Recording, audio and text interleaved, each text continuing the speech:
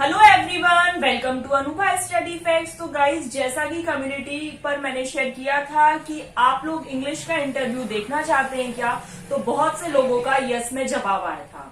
तो आज हम लोग इंग्लिश का इंटरव्यू लेकर आए हैं वर्ग 1 में सिलेक्टेड अंजलि गुप्ता। इनसे हम जानेंगे इनकी क्या स्ट्रेटेजी रही, कौन सी बुक से इन्होंने पढ़ा।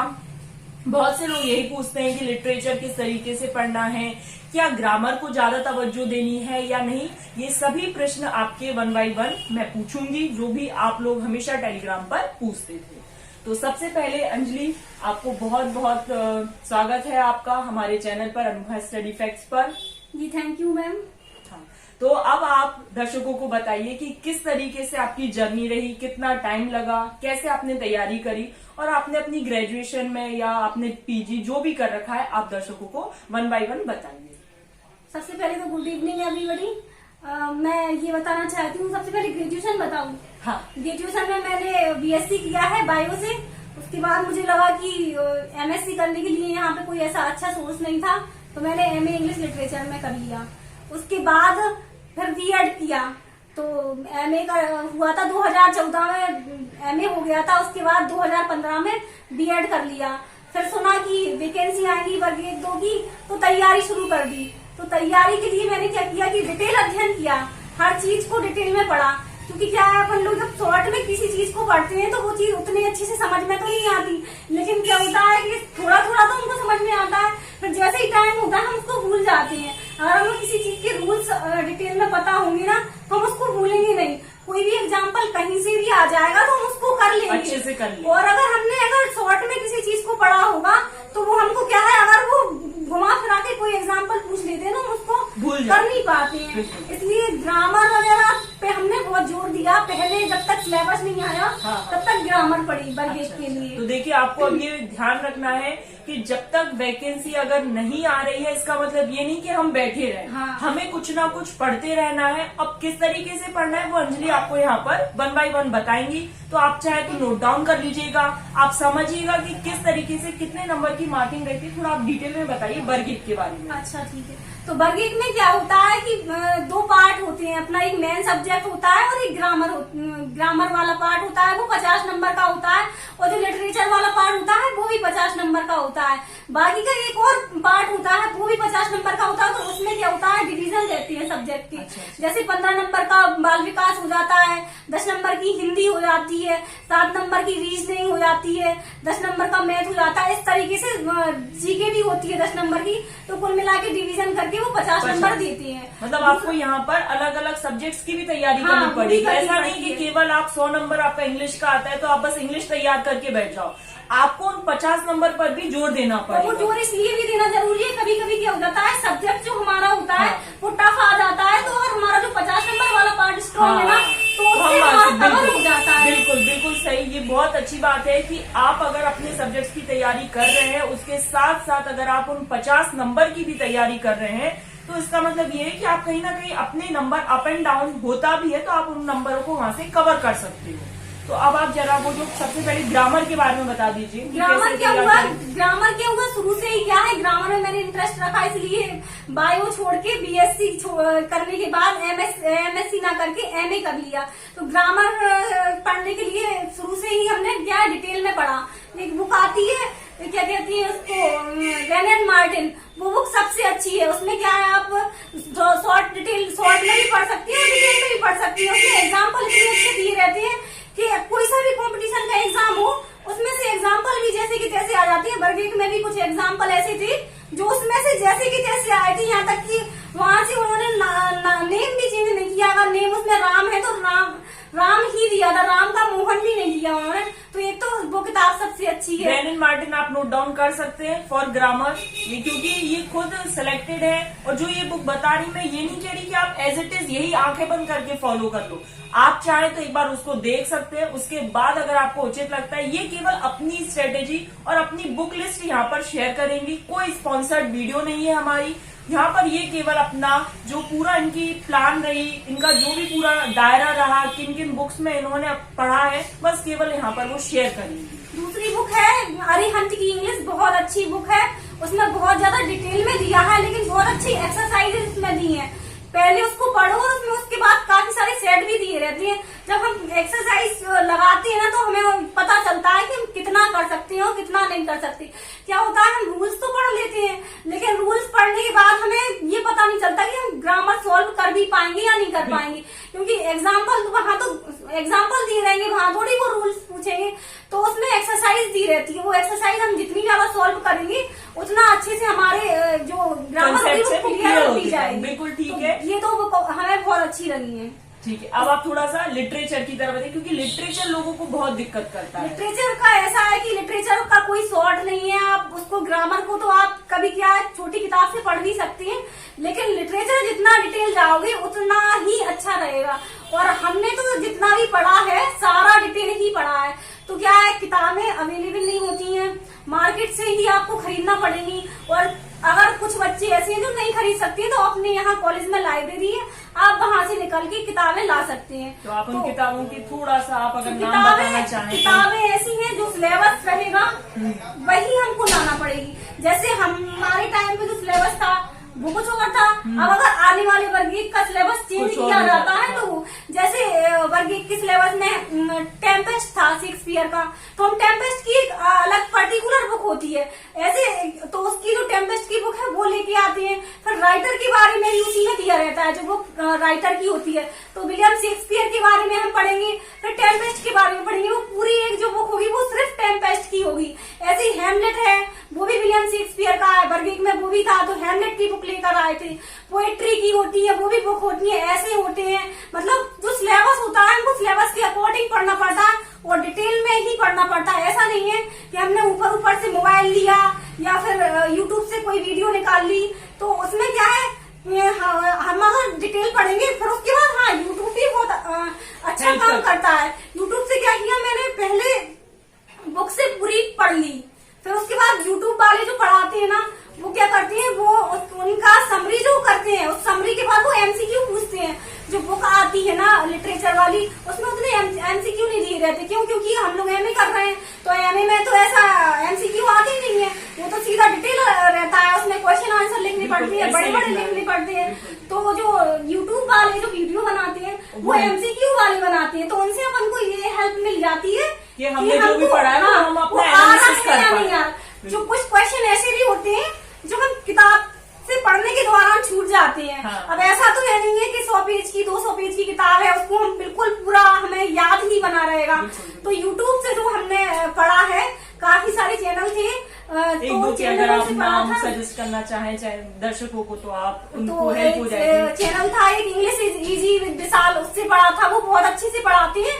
वो भैया इतने अच्छे से पढ़ाते हैं कि एक एक चीज बताती है और पुराने पेपर भी बताते हैं कि पुराना पेपर ऐसे आया था, ये सीटेट का है, ये सीजी छत्तीसगढ़ का पेपर आया था। वो अलग अलग स्टेट के पेपर भी बताते हैं, उसमें जो लिटरेचर आई हुई होती है वो लिटरेचर भी वो उनके बारे में बताते हैं। हाँ, एक आध चैनल अगर और कोई आपको याद आ रहा हो अभी राइट नाउ? नहीं, अभी तो अब याद नहीं आ रहा, कोई बात नहीं, उस टाइम अगर होगा तो तो मैं इनसे पूछकर आपको टेलीग्राम पर शेयर कर दूंगी। और बुक लिस्ट के बारे में कोई और पर्टिकुलर बुक अगर आप कोई नेम मेंशन करना चाहते हो? हाँ, एक केपी ठाकुर की भी बुक है, जैसे practical guide to English grammar practical, तो वो केपी ठाकुर की बुक है इंग्लिश की, वो भी काफी अच्छी है। उसको पढ़ने में भी इंटरेस्ट आता है, उसमें हिंदी में भी एक्सप्लेनेशन दिया रहता है एक साइड, और उसके जस्ट दूसरी साइड इंग्लिश भी एक्सप्लेनेशन दिया रहता है। कुछ बच्चों को क्या है इंग्लिश समझ में नहीं आती, कुछ को हिंदी समझ में नहीं आती, तो उसमें दोनों चीजें दी रहती हैं। लेफ्ट साइड में हिंदी दी रहती है और राइट साइड में उसकी इंग्लिश करके देते हैं, तो एग्जाम्पल भी हिंदी इंग्लिश करके दोनों में दिखाते हैं। तो वो केपी ठाकुर की जो इंग्लिश ग्रामर की बुक आती है वो भी बहुत अच्छी है, बहुत ज्यादा हेल्प करेगी। हाँ, वो भी हेल्प करेगी बहुत ज्यादा। और कोई बुक अगर आपको अभी याद आ रही हो? बुक काफी सारी है, क्योंकि मैंने तो क्या है एक किताब से नहीं पढ़ा था, काफी सारी किताबें, तभी भाई आपकी रैंक और आपके मार्क्स बताइए। आप पढ़ने के लिए काफी टाइम लगा था ना, तो टाइम भी मिल गया था अच्छा खासा। और मेरा तो एक्सपीरियंस ये रहा है कि अगर आपको तैयारी करनी है तो ये नहीं सोचना है कि पेपर तो 1 साल बाद आएगा, 2 साल बाद आएगा, अभी से क्या तैयारी करना। सही बात, तैयारी तो हम आज से ही स्टार्ट कर दें, पेपर कभी भी आए हमें इससे कोई लेना देना नहीं है। पेपर कब आ रहा, जैसे ही पेपर आएगा हमको अपना सिर्फ रिवीजन करना होगा बस। तो एक हेराल्ड करके बुक है, उसमें क्या है एंटोनियम सिनोनिम बहुत अच्छे दिए रखे हैं। एंटोनियम सिनोनिम से क्या है 2-3 प्रश्न तो आते हैं, 2 एंटोनियम लेते हैं वो 2 सिनोनिम्स लेते हैं, इस तरीके से आपके 4 नंबर बन जाते हैं। ग्रामर भी उसमें अच्छी दी है, ग्रामर के अलावा उसमें एंटोनिम्स सिनोनिम्स भी दिए रहते हैं, तो वो उसके एंटोनिम्स सिनोनिम्स भी बहुत अच्छे हैं। तो आप चाहें तो हेराल्ड की बुक भी ले सकते हैं। ठीक है, और भी अगर कोई बुक रहेगी तो मैं इनसे पूछकर आपको टेलीग्राम चैनल पर शेयर करूंगी। इनके जो कुछ अगर हैंड रिटन नोट्स अगर मैं प्रोवाइड करा पाई तो आई विल मेक श्योर कि मैं आपको वो टेलीग्राम चैनल पर सेंड कर दूंगी। तो आप जरा अपने मार्क्स और अपनी रैंक दर्शकों को बताइए। 106 नंबर आए थे, रैंक थी 55 रैंक थी, उससे फीमेल से 55 रैंक थी और ओपन से 66 रैंक थी। अब आप समझ सकते हैं कि मध्य प्रदेश में 55वां स्थान प्राप्त करने के लिए अंजलि को कितनी मेहनत करनी पड़ी होगी। इन्होंने कितनी सारी किताबें पढ़ी हैं, डिटेल में इन्होंने कहा है किसी भी चीज का शॉर्टकट नहीं होता, ये आपको भी पता है, और वैसे भी सफलता का तो कोई शॉर्टकट होता ही नहीं है। तो अंजलि ने जो भी बुक्स बताई आप चाहें तो उन्हें ले सकते हैं, आप चाहें तो नहीं भी लीजिए, ऐसा कोई जरूरी नहीं है। यहाँ पर इन्होंने केवल अपनी पूरी जर्नी बताई है कि इन्होंने इतने इतने समय में तैयारी शुरू करी। जैसे अब हम लोग सुन रहे हैं अप्रैल में वैकेंसी आने वाली है, लोग क्या अभी से पढ़ें या कब से पढ़ना चाहिए? अंजलि आप क्या बताना चाहेंगी? ये बताना चाहेंगे कि पेपर कभी भी आए, हमारा टारगेट इस डेट पर नहीं होना चाहिए स्पेशल कि अप्रैल में आएंगी या मई में आएंगी या 2023 में आएंगी या 24 में आएंगी। मतलब सिर्फ इतना होना चाहिए कि पेपर कभी भी आए, हमको तैयारी रेगुलर ही रखना है। आप ऐसा नहीं है कि एक दिन में 4 घंटे 10 घंटे पढ़े, अगर आप एक दिन में 1 घंटा भी देते हैं तो स्टडी रेगुलर होना चाहिए, तो हेल्प करेगा। हाँ। जैसे आपने बताया आपने गेस्ट ज्वाइन कर लिया था, गेस्ट फैकल्टी हाँ, पर, हाँ। तो क्या ये हेल्प करा आपको उस दौरान, उस एग्जाम के दौरान? क्योंकि गेस्ट क्या है, इसके पहले तो कभी किया नहीं था। अब जब वो उस टाइम किया था गेस्ट ज्वाइन, जब पेपर कैंसिल हुआ था, हाँ। तो उस टाइम वो गेस्ट कोई हेल्प नहीं कर पाया क्योंकि मेंटल डिस्ट्रेस भी रहा, स्कूल जाना था, तो ये भी लग रहा था कि गेस्ट परमानेंट हो सकते हैं। हाँ। तो इस चक्कर में क्या है कि टाइम वेस्ट ही हुआ था, क्योंकि ना तो पढ़ाने में मन लगता था ना पढ़ने में मन लगता था। लेकिन अगर अभी कोई करना चाहे तो आप क्या सजेशन देंगी? जैसे कि हाँ, जो अभी न्यू कमर्स हैं, जिन्होंने अभी बीएड करा है, क्या उन्हें करना चाहिए? क्योंकि बहुत से लोग ये पूछते हैं कि क्या हमें करना चाहिए या नहीं करना चाहिए। तो अगर कोई बच्चा करना चाहता है तो उसे कर लेना चाहिए कि नहीं, अपनी केवल सेल्फ स्टडी पर ही फोकस करना चाहिए? सेल्फ स्टडी भी जरूरी है, और हाँ, यदि कोई करना चाहता है तो बहुत अच्छी बात है। इससे क्या है, जो चीज हम पढ़ते हैं फिर वही चीज हम बच्चों को भी पढ़ाते हैं, तो हमारा क्या है, हमको रिवीजन की जरूरत नहीं पड़ती। हमको याद रहता है कि हमने इस बच्चे को ऐसा ऐसा पढ़ाया था, तो वो चीज हमें अपने आप याद हो जाती है। बाद में फिर अगर रिवीजन के लिए टाइम नहीं भी मिलता है तो चीज वो जब हम पेपर में एग्जैक्ट प्रश्न देखते हैं तो तुरंत देखते ही साथ आंसर याद आ जाता है, तो हेल्प तो कहीं ना कहीं मिलती है। ये हमारे 100 नंबर की बात होगी। अब थोड़ा सा आप ब्रीफ में ये बता दीजिए कि वो जो 50 नंबर है उनको कैसे तैयार किया आपने? 50 नंबर वाला जो पार्ट था, तो उसमें से जो हिंदी आनी थी 10 नंबर की, तो हिंदी तो बहुत अच्छी पहले से ही थी, पर ये नहीं है कि ओवर कॉन्फिडेंस है किसी चीज हाँ, का कि अच्छी है तो पढ़ेंगे बिल्कुल पढ़ना ही नहीं। हाँ, बिल्कुल। अच्छी है तो भी पढ़ना है। उसके लिए क्या किया था, एक बुक ले ली थी, तो उस बुक से सिलेबस के अकॉर्डिंग ही पढ़ा था। ऐसा नहीं है कि हमेशा सिलेबस से मैं बाहर हमेशा जाना आप है। लोगों को बोलती हूँ, जब भी आप किसी भी एग्जाम की तैयारी कर रहे हैं, एमपी टेट हो, सी टेट हो, DSSS हो, सबसे पहले आप उसका सिलेबस लें, सिलेबस का प्रिंट आउट निकलवा कर देखें कि क्या क्या चीजें आ रही हैं, और अनायास ना पढ़ें, क्योंकि बहुत सारी चीजें हम अनावश्यक हाँ। रूप से भी देख लेते हैं तो उसमें टाइम वेस्ट होता है। तो वो ना पढ़कर आप अकॉर्डिंग टू सिलेबस देखें। हिंदी जैसे इन्होंने बताया, तो आपने कौन सी किताब ली थी? हिंदी के लिए भी ग्रामर की बुक से ही पढ़ा था, ऐसा नहीं है कि किसी शॉर्टकट से पढ़ा हो। ग्रामर की जो हेराल्ड की बुक है वो ली थी। उसके अतिरिक्त हम लोगों ने क्या है, ग्रुप स्टडी की थी, तो एक फ्रेंड भी थी, उसने अरिहंत की बुक ली थी, तो हम लोगों ने क्या है एक्सचेंज करके पढ़ा था। रीजनिंग के लिए भी रीजनिंग की अलग से बुक ली थी। और उसके बाद आपका जीएस आया था। जीएस तो उसका तो कोई भंडार कुछ हाँ। पता ही नहीं है, तो उसके लिए क्या है, लूसेंट ले लिया था, जितना जो कुछ जितना था कवर कर सकते लिया थे था। उतना कर लिया। इसके अलावा थोड़ा सा क्या है, यूट्यूब चैनल रहते हैं, तो थोड़ा वो लोग भी बताते हैं, वर्ग 1 2 के बारे में देते हैं कि 10 नंबर का 50 नंबर वाला पार्ट वो लोग हाँ, करवाते हैं, तो कुछ चैनल देख कर भी किया था।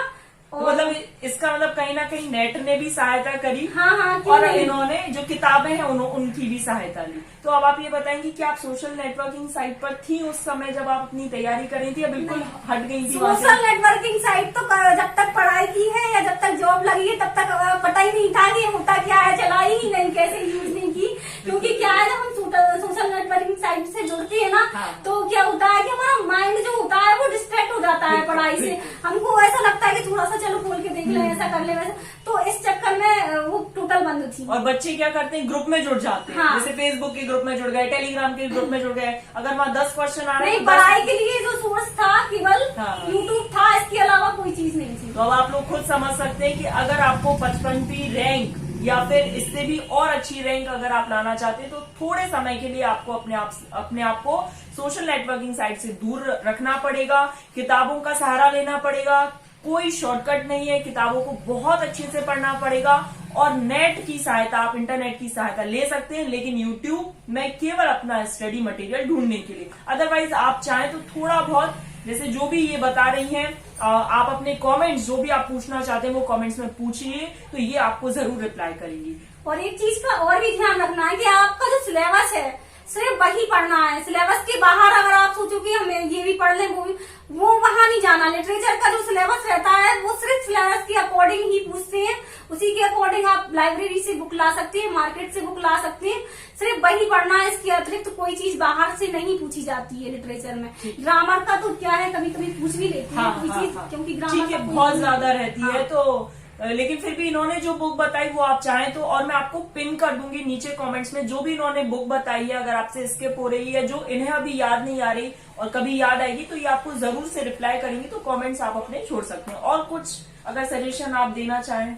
नहीं, बस सजेशन तो यही था, क्योंकि जो कुछ था सारा वीडियो में आ गया है। सजेशन सिर्फ यही देना चाहेंगे कि अगर आप चाहते हैं किसी भी एग्जाम में सिलेक्ट होना तो आपको पढ़ाई रेगुलर करना पड़ेगी और डिटेल में पढ़ना पड़ेगा। उसके साथ डिटेल में पढ़ने के साथ साथ हमको ये भी एक्सरसाइज भी लगानी पड़ेगी। उसके कुछ एमसीक्यू जो दिए रहते हैं यूट्यूब चैनल पर भी अवेलेबल रहते हैं, किताबों में भी रहते हैं। किताबों में क्या है, थोड़ा सा कम रहते हैं, उतने ज्यादा नहीं रहते। जो ऐसे टाइप लिखना पड़ता है। जो यूट्यूबर्स रहते हैं वो क्या है, एक किताब से नहीं, वो काफी सारी किताबों का अध्ययन करके उसको एमसीक्यू बनाते हैं। पता चल रहा किसी एक वीडियो में एक जो यूट्यूब चैनल था जो मैंने देखा था, इंग्लिश बाय एकता, वो पढ़ाती थी, तो वो क्या है 101 या 100 एमसीक्यू डालती थी, तो वो पता नहीं कितनी किताबों से पढ़ के वो एमसीक्यू बनाती थी कि हम लोगों ने तो कभी सोचा ही नहीं होगा कि कहाँ से आ रहा है। तो अब आपको दो चैनल के नाम भी पता चल गए। हाँ, एक बार आप दोनों चैनल के नाम बता दीजिए। इंग्लिश इजी विद विशाल और इंग्लिश बाय एकता,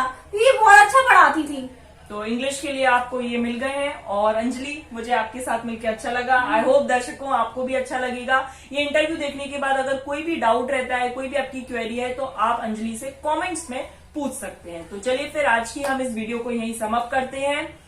वीडियो पसंद आई हो तो लाइक शेयर कर दीजिएगा, शेयर जरूर करिएगा। जो लोग वर्ग 1 की तैयारी कर रहे हैं, इंग्लिश सब्जेक्ट के लिए करना चाहते हैं, उन लोगों को ये वीडियो ज्यादा से ज्यादा पहुंचाइएगा। Thank you so much Anjali हमारे साथ जुड़ने के लिए, हमारे व्यूअर्स को हेल्प करने के लिए। आपको बहुत बहुत धन्यवाद। क्योंकि क्या है, मैं भी चाहती थी कि इस वीडियो के माध्यम से काफी सारे लोगों को जानकारी मिले किस तरीके से वर्ग 1 का एग्जाम निकालना है। तो आज आपने मौका दिया, इसके लिए आपके लिए बहुत बहुत धन्यवाद। बहुत बहुत धन्यवाद। चलिए फिर इस वीडियो को हम यहीं पर खत्म करते हैं। नेक्स्ट वीडियो में नेक्स्ट किसी और इंटरव्यू के साथ मिलेंगे। Thanks for watching this.